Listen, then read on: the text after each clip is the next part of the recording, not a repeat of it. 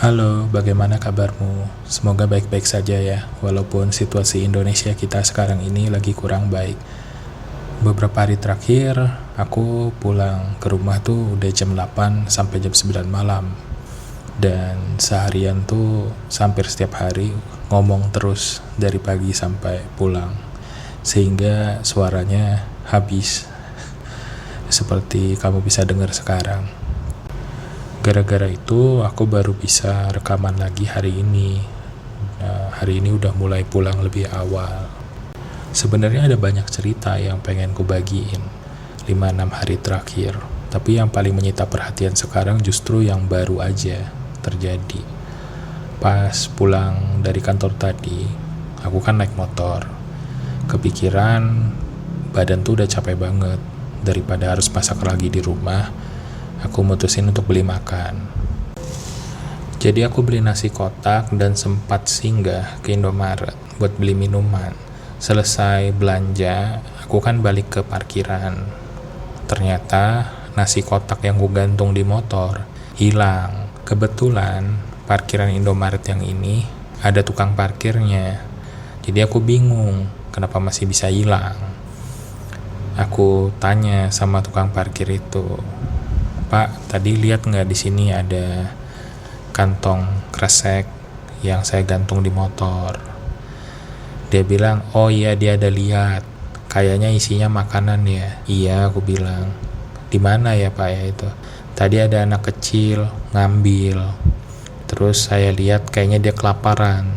Jadi saya biarin aja. Hitung-hitung amal." Aku bingung.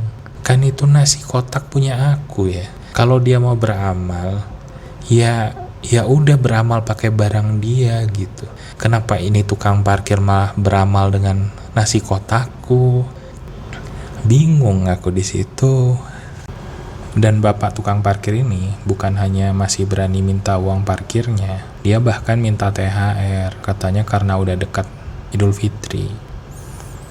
Jadi aku bilang, "Pak, udah syukur, aku nggak perkarain. Kamu nggak jaga parkirannya dengan baik dan membiarkan barang saya hilang." Terus dia jawab dengan enteng, "Memberi makan orang tidak akan membuatmu miskin," katanya. Ya udah, ngasih makannya ya lu sendiri gitu, jangan pakai barang orang lain. Kan sekarang akhirnya aku harus nyari makan lagi gitu. Jadi aduh, kayak gimana gitu ya. Maksudnya aku nggak apa-apa kalau misalnya ada anak kelaparan minta makan gitu ya, atau minta uang. Kalau memang butuh aku kasih. Cuma maksudnya tuh jangan seperti itu caranya. Kalau dia ngambil dari motorku dan pergi gitu aja, itu kan jatuhnya nyuri. Untungnya tadi si bapak nggak terlalu ngotot waktu aku nolak untuk bayar. Jadi nggak ngabisin tenaga lagi buat berdebat sama dia. Akhirnya sebelum rekaman, tadi aku makan super bubur aja. Sebenarnya hari Minggu kemarin aku sempat mau rekaman, tapi pasanganku minta ditemenin ke bioskop. Dia mau nonton Snow White. Aku juga penasaran sih. Aku ada ngikutin beberapa beritanya dan bingung, kok bisa Gal Gadot jadi ratu jahat dan Snow White-nya begitulah. Aku curiga nanti di filmnya ini ada plot twist bahwa ratu jahat ini mencuri wajahnya Snow White karena cemburu kan.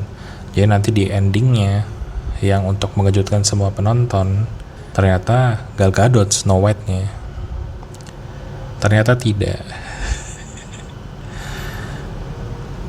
Kupikir tuh bakal sepi memang, karena kan Snow White ini reputasinya jelek ya belakangan. Sudah banyak yang hujat pada belum tayang, katanya bakal jadi film paling buruk dari Disney, semacam itu. Dan pada saat aku dan pasanganku nonton, cuman kami berdua satu studio. Ya udah, kami duduk di tengah gitu kayak nyewa bioskopnya, nggak ada orang lain.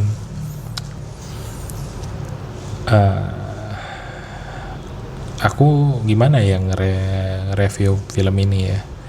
Jelek bagus kan relatif ya sebenarnya. Mungkin ada yang bilang Snow White ini bagus gitu. Sebenarnya kalau film ini berdiri sendiri bukan sebagai Snow White, mungkin nggak seburuk itu. Tapi kalau dibandingin dengan Snow White yang original kayak animasinya gitu ya, aneh sih. Bukan jelek tapi aneh gitu. Kesimpulannya kalau aku yang nonton ya, aku ngerasa kayak Snow White itu film komunis, bukan film anak-anak. Konsepnya tuh nggak masuk akal. Buat kalian yang mungkin belum nonton atau nggak mau nonton, jadi di sini kan Snow White-nya jelasin di awal cerita tuh dia anak raja dan ratu jahatnya tuh ibu tirinya lah. Jadi bapaknya raja ini sebagai raja yang memiliki seluruh kerajaan itu punya ideologi bahwa tanah itu adalah milik mereka yang bekerja di tanah itu. Jadi intinya tuh sebagai seorang raja yang harusnya menginginkan semua tanah adalah milik dia, si raja ini maunya orang tuh tanah dibagi gitu. Ya sistem komunis lah gitu. Makanya akhirnya si ratu jahatnya menyingkirkan raja ini. Ya wajar aja sih, rajanya gila gitu. Untuk ukuran raja ya. Kelebihannya sih film ini musikalnya bagus, kecuali Gal Gadotnya. Gal Gadot aku baru sadar ternyata dia nggak bisa nyanyi sama sekali. Udah dibantu dengan berbagai alat kayaknya, editan, itu masih nggak ketolong. Parah lah. Mungkin yang nonton tahu ya seberapa buruk suaranya dia, atau bukan suara sih, ya kayak gitu sih, susah sih dijelasinnya. Tapi ya intinya dia seharusnya tidak masuk musikal. Terus buat aku pribadi ya, aku nggak ngerasa tiketku sia-sia sih. Kan kemarin tuh berapa ya satu tiketnya? 55.000 kalau nggak salah, apa 60 ya. Pokoknya sekitar itulah, anggaplah 55 atau 60.000 satu tiket kemarin. Kenapa aku ngerasa worth it? Karena sepanjang berapa filmnya, kayaknya 2 jam deh filmnya, apa 1,5 ya. Soalnya filmnya tuh sebenarnya nggak berkesan. Aku banyak lupanya karena adegannya tuh kayak sekelibat gitu, nggak jelas, nggak koheren gitu, satu sama lainnya nggak, kayak banyak yang hilang sebenarnya. Kalau aku ngelihatnya dari teknik penulisan ceritanya ya, aku tahu ini tuh sebenarnya cerita yang udah dirombak ulang. Harusnya tuh 7 kurcacinya nggak ada. Kemudian harusnya plot di sini nggak ada pangeran, adanya tuh kayak Robin Hood gitu, bandit tampan lah katanya gitu ya. Harusnya itu yang mereka, jadi ada banyak sekali bagian yang kayak keputus hilang gitu, kayaknya diubah di tengah karena masukin kurcaci yang nggak mirip kurcaci, lebih mirip monster gitu. Aneh lah, kayak orang-orang freak gitu.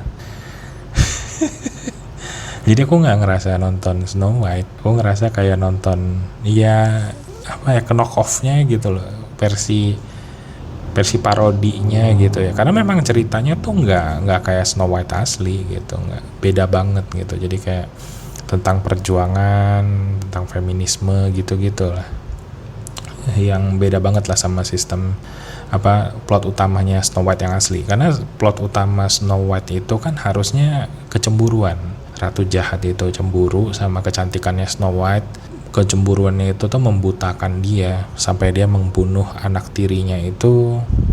Terus bahkan di puncak-puncaknya demi mencelakai Snow White kan si ratu jahat yang begitu memuja kecantikan bersedia menjadi nenek-nenek jelek cuma untuk nyelakai dia. Kan sebenarnya itu kunci dari apa, inti dari cerita Snow White. Tapi di film yang ini aku tuh udah mikir gitu, ini nanti cerminnya gimana? Apa cerminnya bohong gitu? Apakah bakal diakui di dunia ini tuh Snow White-nya tuh lebih cantik daripada si Gal Gadot-nya gitu? Enggak. Cerminnya jujur, dia dibilang ya memang Gal Gadot cantik, si Evil Queen ini cantik, tapi Snow White itu hatinya cantik. Aku kayak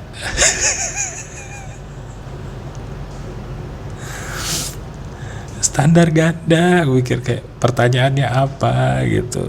Si cerminnya bilang iya tapi hatinya cantik gitu. Aduh, gue pikir kayak apa ini gitu, nggak masuk akal gitu. Cuma ya sepanjang 1,5 jam atau 2 jam itu ya aku ketawa kayaknya 30 menitan deh. Sebenarnya nggak lucu, maksudnya di adegan itu tuh tidak dibuat untuk lucu ya, tapi ekspresi si Snow White-nya, acting Gal Gadot-nya, plotnya, si cerminnya, si banditnya gitu, terus musikalnya kayak entah kenapa tuh banyak banget hal yang kayak memicu aku tuh untuk ketawa gitu. Karena memang selera aku dalam film tuh beda banget sama orang ya. Aku nggak pernah merasa takut nonton film horor. Aku selalu ketawa kalau nonton film horor, bahkan sering dianggap kayak psikopat gitu. Jadi kalau di bioskop nonton film horor tuh aku ketawa ketika orang ngejerit, karena ngelihat orang ketakutan di film itu tuh lucu bagi aku. Kedengaran seperti psikopat ya. Enggak, maksudnya gini. Ya pokoknya di aku lucu deh. Ngelihat orang takut di film itu lucu karena aku tahu mereka acting.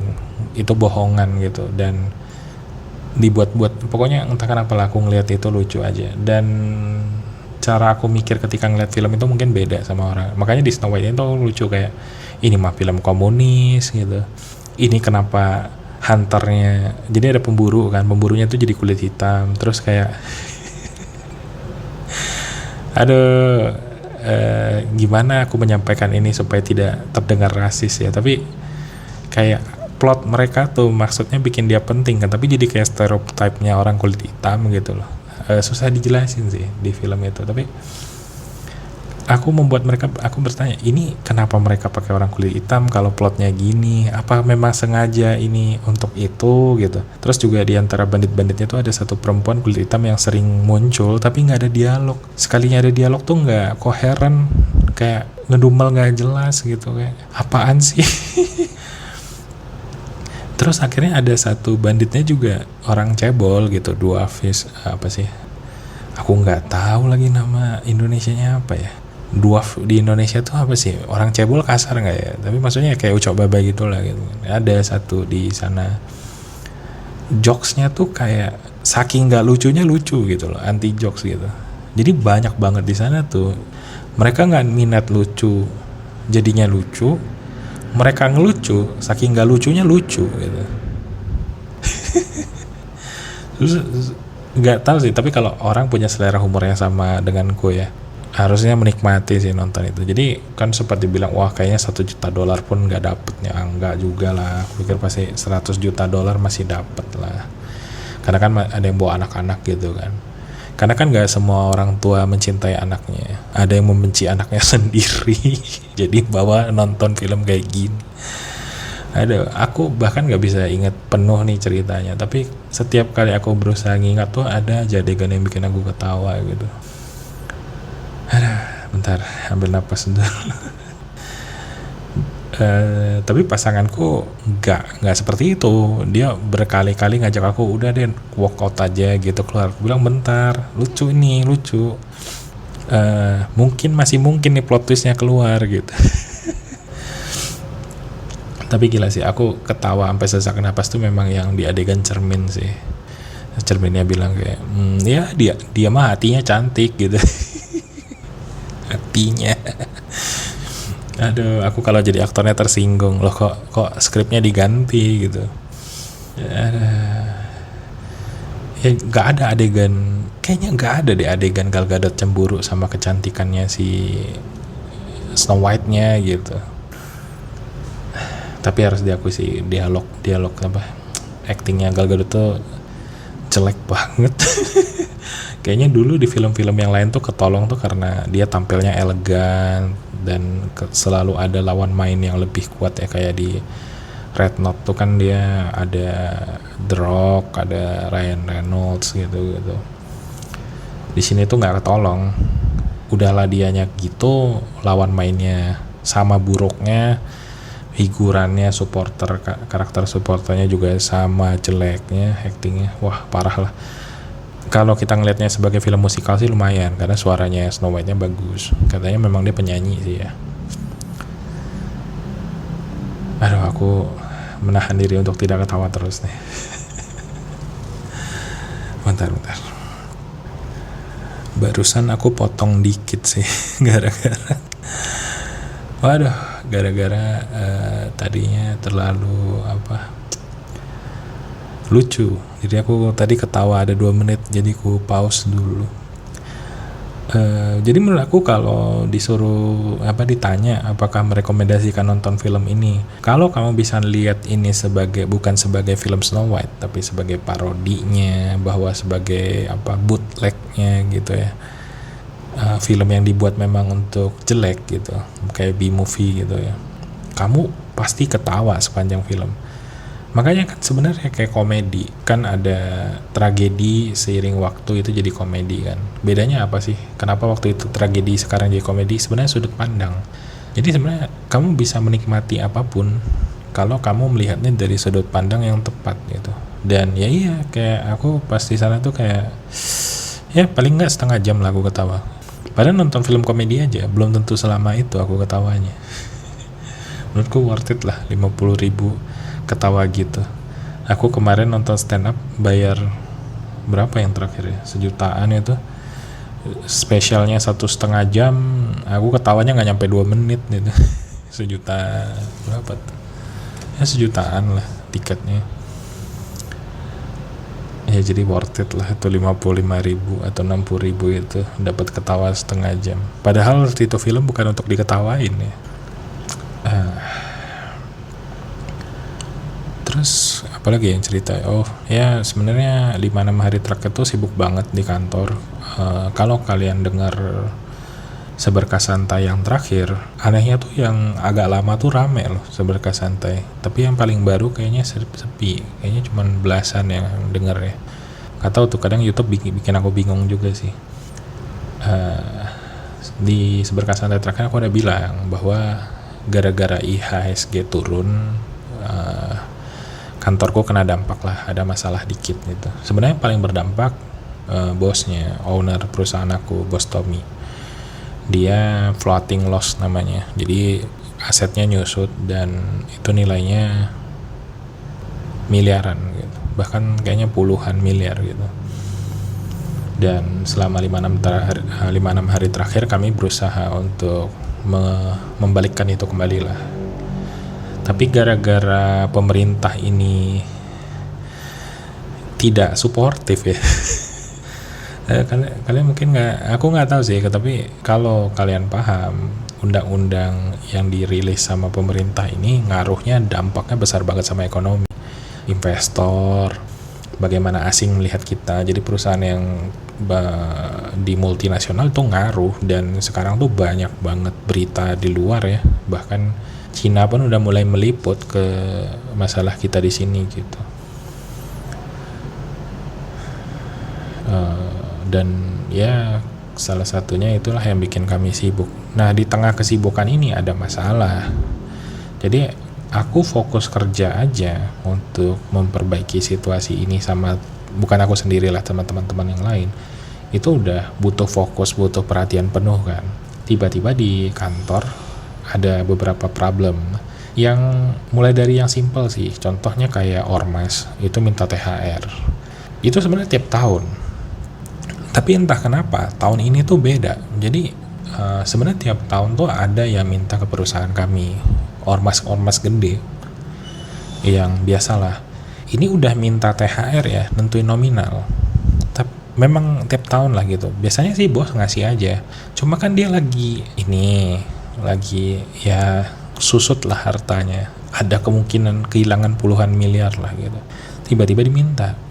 Nah masalahnya, kalau tahun lalu ya, aku nggak nyebut nama ormasnya lah, nanti bermasalah. Tapi mungkin buat yang ini nggak asing ya. Jadi biasanya ormas ini tuh kalau dia gede, dia mintanya tuh termasuk nominal. Jadi kalau kita cuma mengiyakan kan, misalnya dia bilang minta THR, kita kasih 100.000 kan dia nggak bisa komplain. Karena dulu gitu, katanya di awal-awal tuh karena mereka nggak nyebut nominal, ya dikasih perusahaan 100.000, 200.000 gitu. Tahun terakhir itu mereka tuh minta 5-10 juta. Jadi beda-beda organisasi, beda-beda nominal, tapi paling gede 10 juta. Nggak tahu kenapa tahun ini yang minta 10 itu mintanya 75 juta. Jadi bosku marah gitu. Kok tiba-tiba mintanya sebanyak ini gitu. Dan jadi banyak gitu. Tadinya tuh kalau nggak salah kemarin berapa ya? Jadi ada 4-5 yang gede datang, bawa ya orang-orang badannya gede-gede lah gitu, bawa surat minta gitu kan memang itu nggak langsung di SCC ya, jadi mereka juga karena udah tiap tahun kayak gitu mereka ngerti ini tuh nggak bisa kamu datang bawa surat langsung dikasih kayak kalau di UMKM kan gitu kan, sistem palak, sistem pungli kan. Jadi kalau datang ke warung minta ya harus langsung dikasih di situ lah, kayak memang premanisme gitu. Tapi ke perusahaan besar nggak bisa.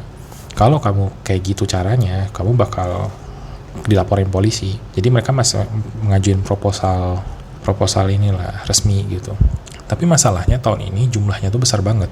Ada 4-5 organisasi besar. Yang anehnya, organisasi yang rada kecil, ormas-ormas ini ikutan. Tahun lalu enggak. Tiba-tiba tahun ini iya. Jadi totalnya kan yang paling gede tuh, hampir kesebut pula namanya. Yang paling gede ada satu, itu minta 75 juta. Organisasi yang menengah itu rata-rata mintanya nggak gede, sebenarnya 1-2 juta gitu. Ada yang minta 2,5 juta gitu. Tapi yang gede-gede ini lumayan, jadi 75, ada yang minta 30, berapa kan. Setelah di total, THR yang diminta sama ormas-ormas ini itu 250 juta totalnya dari semua ya. Nggak mau lah bos Tommy, karena tahun lalu tuh dia ngeluarin cuman berapa kemarin, kalau nggak salah tahun lalu tuh 30-an juta lah paling banyak kayak 30 sekian atau nggak nyampe ya, tapi sekitar itulah, sekitar 30-an juta. Buat dia oke lah, nggak apa-apa lah keluarin gitu, karena kalau nggak nanti rame, dihadang jalan, ditutup jalan gitu kan. Tapi sekarang di saat dia lagi kayak gini dimintain 1/4 miliar ya dia nggak mau. Akhirnya dia panggil polisi. Jadi ya ada bagian legal, aku sih nggak terlalu ikut campur, cuma kan dia suka nongkrong sama aku tuh, jadi dia cerita-cerita aku tahu gitu. Kan kalau lembur beberapa waktu terakhir kan dia ngikut gitu, nempelin aku gitu, karena aku kepala bagian pemasarannya kan, bagian jual-jualan yang ngurusin inilah. Jadi dia nempelin aku ya sampai cerita-cerita itu, dia marah banget gitu. Terus aku bilang ya udah lapor polisi mempan nggak, kata dia kalau sampai 250 juta katanya mending dia bayar pengacara sekalian gitu. Cuma aku bilang ya masalahnya ormas-ormas ini pun banyak yang karena skalanya udah gede ya mereka pun ada pengacaranya, mereka pun ada backing politiknya gitu. Tapi ya terserah dia lah, dia yang bos kan, dia yang mau yang kayak gimana, aku mah ngikut aja gitu. Asal masih bisa kerja ya udahlah aku pikir. Yang itu aku nggak terlalu kedampak karena itu kan bos, cuman dia ada cerita sama aku lah. Yang aku kedampak itu salah satu, aku susah sih bilang, sederhananya bawahan ya. Jadi aku pegang satu divisi, dia bawahan aku. Ada satu perempuan, dia kerja sama aku tuh udah tahun ini tahun kelima. Setahu aku di kantor ya, dia orangnya baik, rajin, intinya nggak aneh-aneh lah. Tahun ini di tengah segala kekacauan ini dia bikin masalah. Dia ngambil uang sama klien. Jadi memang kami di bagian penjualan tuh ada peluang untuk itu. Jadi kayak sebenarnya kan korupsi itu tidak cuma di negeri teman-teman. Di swasta bisa, banyak perusahaan swasta yang karyawannya korup gitu. Mungkin kalian salah satunya. Bercanda, nggak usah tersinggung lah. Biasanya kalaupun kalian enggak kan mungkin di perusahaan kalian kerja, kalian tahu. Nggak usah gitulah, di institusi pendidikan pun banyak kayak gitu, di sekolah apa gitu. Itu udah, walaupun buruk ya bahasanya, udah kayak budaya Indonesia gitu loh korup itu. Jadi kalau di tempat kami sebagai penjualan kan kami ada nyediain rekening. Jadi misalnya kayak aku ketemu klien, nanti karena udah deal klien kirim ke rekening siapa. Jadi ini sebagai pemain lah. Jadi salah satu cara perusahaan untuk mainin pajak sebenarnya, mainin penghasilan, itu nggak semua uang itu langsung ditransfer ke rekening atas nama perusahaan. Jadi ada beberapa rekening perusahaan itu pasti atas nama orang.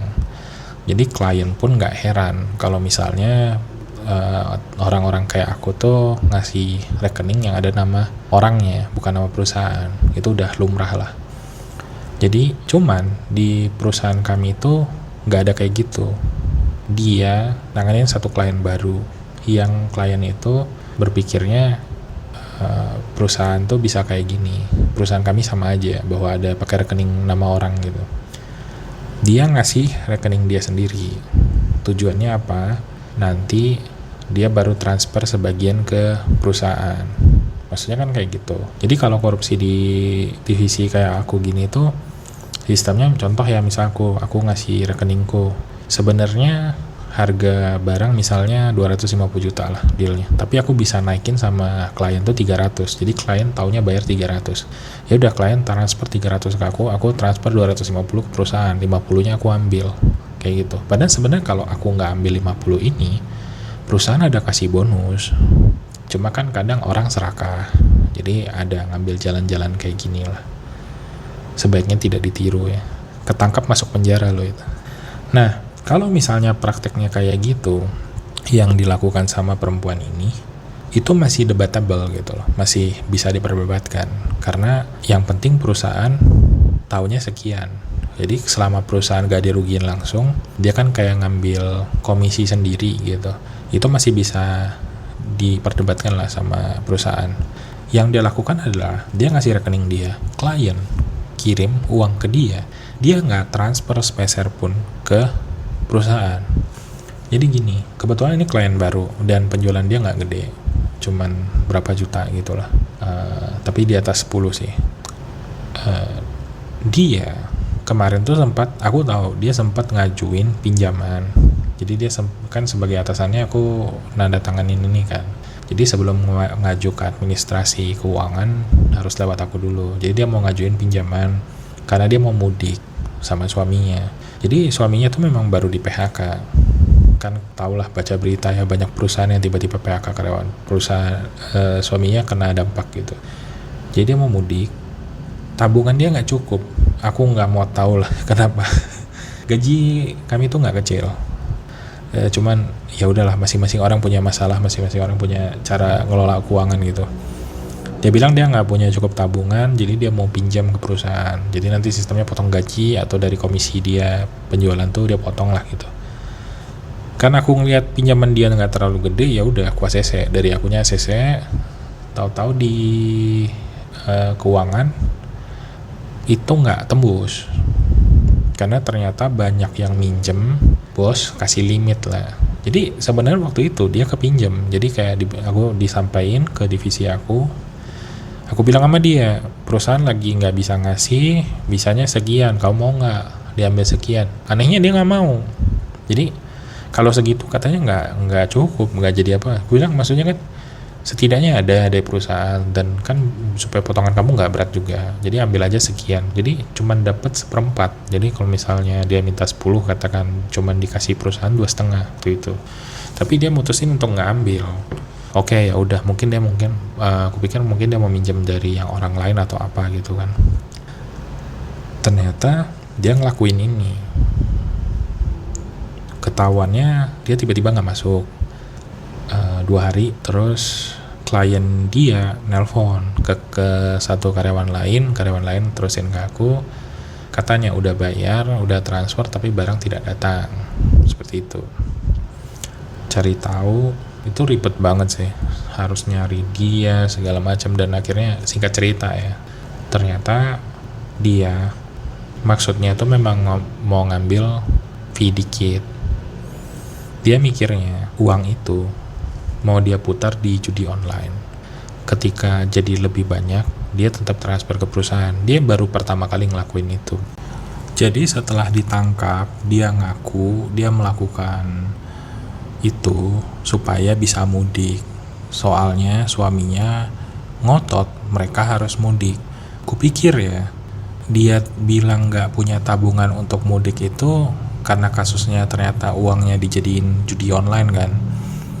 Oh mungkin suaminya yang judi online sampai mereka gak punya tabungan. Ternyata enggak, dia ini yang selama ini kelihatan gak ada masalah, baik-baik aja gitu kan. Ternyata dia yang ketagihan judi online. Suaminya selalu percaya sama dia, jadi gak pernah ngecek tabungan. Tabungan itu dia yang megang. Ternyata dipakai sama dia untuk main judi.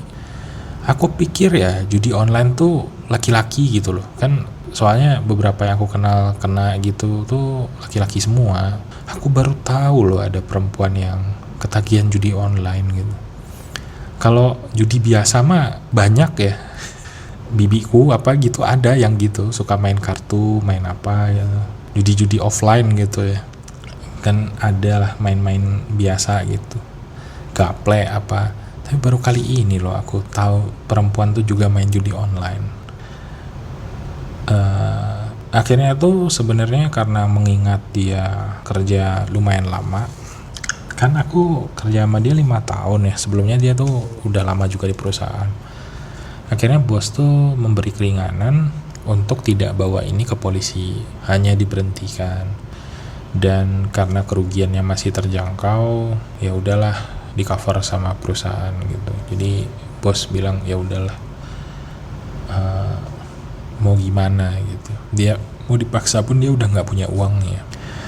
Ya udah, nggak tahu tuh nanti ujung-ujungnya bakal jadi potong bonus tahunan tip nggak tuh. Bosnya bilang iya doang, nggak tahu nih bos Tommy nanti ini gimana. Ujung-ujung aku nih yang kena dampaknya, kena semprot sama tim juga. Tapi nggak, ya untuk saat ini gitulah. Aku sempat minta maaf juga sama bos Tommy, aku bilang ya kelalaian aku juga, karena kan anggota timku ya. Tapi dia bilang sih enggak lah, ya namanya di luar kontrolku, dia bilang. Ya itu asiknya bos Tommy sih, fair orangnya, nggak kayak bos kebanyakan lah. Kalau nggak paham dia nanya, dia nggak nyalahin, dia bisa ngerti lah bahwa ada hal-hal yang bukan disengaja gitu. Ya udah dia bilang, cuman informasikan ke klien bahwa kita nggak pakai rekening nama orang, langsung PT gitu. Ya udah, jadi salah satu kesibukan aku adalah informasiin bahwa ke klien-klien terutama yang udah gede-gede, yang klien kita lama, kita nggak pernah pakai rekening nama orang, selalu seperti biasa lah rekening nama. Dan sekarang sistemnya rada baru, jadi kalau misalnya dibawa ketemu klien baru harus ada pengawasan dari senior gitu. Yang kalau karyawannya udah senior ya akulah ngawasin, jadi kerjaku nambah untuk sementara. Tapi ya mau gimana untuk ngindarin ini, soalnya ya kali ini masih bisa dibilang untungnya, masih dibilang itu tuh klien baru dan bukan yang besar lah. Sempet yang yang biasa ya, yang sekali beli barang bisa miliaran, mati aku, pasti aku disuruh ganti itu. Mau duit dari mana? Bos Tommy pun sempat bilang, untung tuh bukan si ini ya, kan kemarin baru deal gitu. Kalau itu yang diambil, wah gua suruh lu ganti, katanya gitu. Gua bilang sampai jual kolor pun nggak ganti. Kalau resiko gue segede itu, naikin lah gajiku, gua bilang gitu sama dia.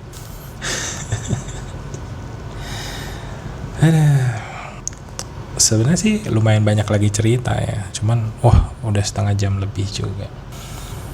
Makasih ya buat yang mau dengerin sampai sejauh ini, walaupun suaraku lagi lemes kayak gini. Tapi kayaknya di belakang rada energik ya, karena habis ketawa juga. Aku harap nih semoga kedepannya bisa ngasih lebih banyak konten dan cerita ya. Kan sebenarnya Seberkas Suara ini itu memang dibikin untuk berbagi cerita, nemenin kamu sehari-hari ya. Awalnya tuh memang aku kepikiran konsep channelnya itu adalah nemenin cerita. Jadi aku ngobrol kayak gini, cuman nggak sebebas ini, jadi masih di konsep. Jadi kayak setengah jam aku ngobrolin sesuatu kayak teman ke temen gitu. Tapi belakangan aku ubah konsepnya, aku pengen ninggalin sesuatu lah. Kan aku pernah bahas juga di Seberkas Santai juga sih kayaknya, bahwa di usiaku sekarang aku udah hitung mundur. Jadi aku pengen ninggalin sebanyak-banyaknya pemikiran aku, sebanyak-banyaknya cerita yang aku punya, sebanyak-banyaknya ilmu yang aku milikin ke channel ini. Jadi kalau aku nggak ada lagi di dunia ini, ada sesuatu yang kutinggalkan, dan semoga bisa ngebantu orang suatu hari nanti gitu. Aku nggak nyangka sih, sekarang terakhir aku lihat hampir 700 subscriber gue. Walaupun banyak yang subscribe tapi nggak semuanya nonton gitu. Aku nggak paham sih konsep YouTube sekarang kayak gimana. Dan kadang nggak banyak yang dengar sampai habis. Jadi kalau kamu dengar sampai sejauh ini, terima kasih banyak, itu sangat berarti. Dan sampai jumpa lagi, semoga kamu berbahagia ya.